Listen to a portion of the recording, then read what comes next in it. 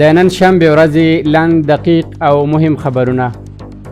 د ریاست الوزرا اقتصادي مرستیال مولا عبدالغني برادر اخوند د ټولګټو وزارت سرپرست مولا محمد عیسی ثاني او د اسلامي امارت یو شمېر نورو مسؤلینو لخوا نن لارغندي څخه تر دراني بازار پورې د کابل کندهار لوی لارې د 22 کیلومتر سړک د قیر اچونې چارې پرانستل شوې.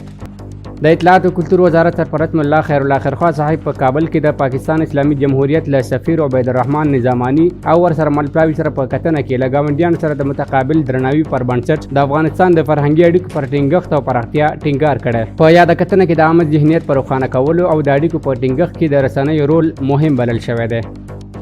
کندهار کې د سنو فارماله نوې جوړې شوې فابریکې څخه د هیواد بازارونو ته د درملو رسولو بهیر پیل شوی. د اسلامي امارت ویان مولوي ذبیح الله مجاهد وایي چې په دې اقدام سره به افغانستان د طب او درملو په برخه کې د پام وړ پرمختګ وکړي.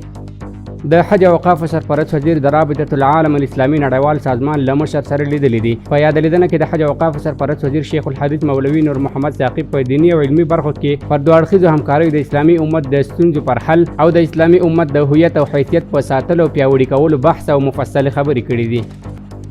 د کلیو د بیا رغونې او پراختیا وزارت وایي چې اوس مهال د هیواد په بیلابیلو ولایتونو کې 209 پروژې د پلي کولو په حال کې دي.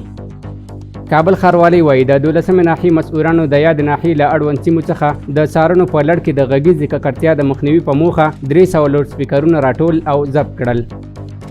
افغانستان د اوسپنې پټلۍ اداره وایي تېره اونۍ کې د تورغونډۍ حیرتان او وقیني بندرونو له لارې 18,013 میټریک ټنه انتقالات شوي دي.